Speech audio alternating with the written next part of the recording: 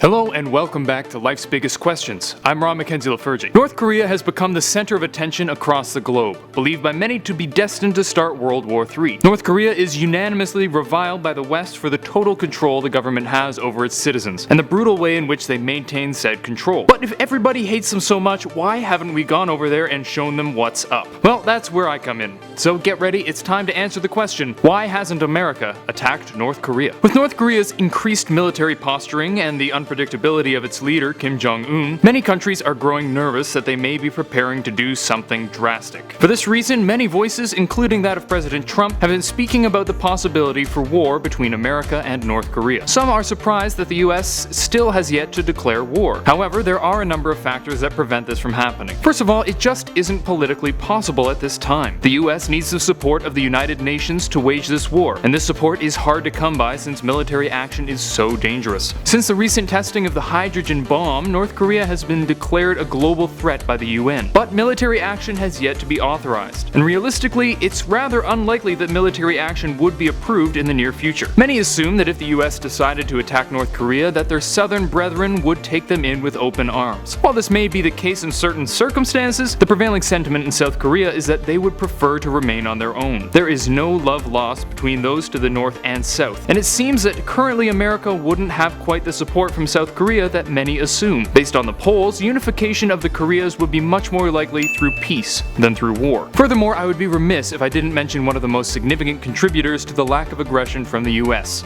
China. Or as President Trump would say, China. China. China. China. China. China. China. China. China. China has been allied with North Korea since the signing of the Sino-North Korean Mutual Aid and Cooperation Friendship Treaty in 1961, which remains valid until 2021. In the meantime, China insists on a peaceful resolution between North Korea and the West. China benefits from having an ally in North Korea as it acts as a buffer separating China from countries with more Western influence, like Japan and South Korea. A collapsed North Korea would likely lead to a huge rush of refugees clamoring into China, something the Chinese government would like to avoid. And war with China is something America would like to avoid. If the US is to attack North Korea, they will likely need to wait until China becomes too embarrassed by the ridiculous antics of their ally and give up on North Korea. That said, China isn't the only country that's opposed to military action in North Korea. Neighboring countries like Japan and even South Korea are reluctant to have the US attack Kim Jong-un. This is for a few reasons. If America succeeded in taking down the North Korean dictatorship, there would be a significant amount of unrest in the area, with countless people being displaced and neighboring countries being covered in refugees. More importantly, however, if the US declared war on North Korea, there's a very good chance they would strike against nearby countries before America was able to take them out. Which brings us to our next point: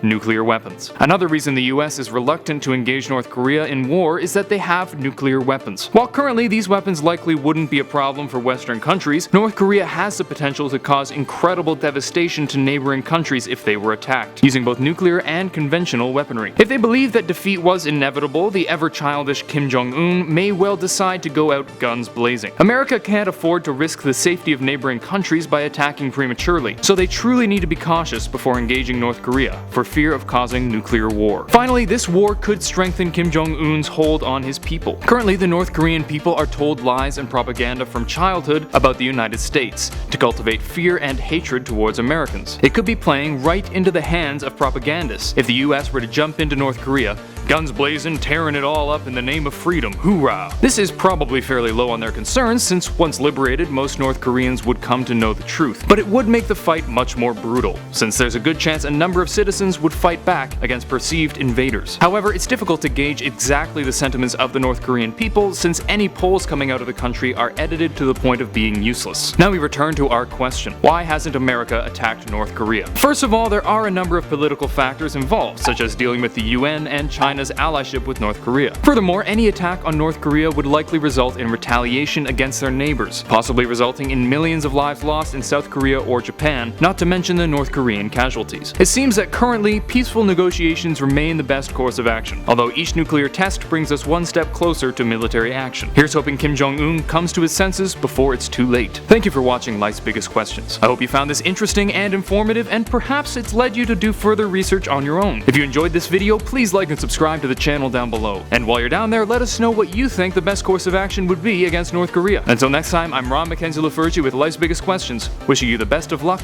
on your quest for answers.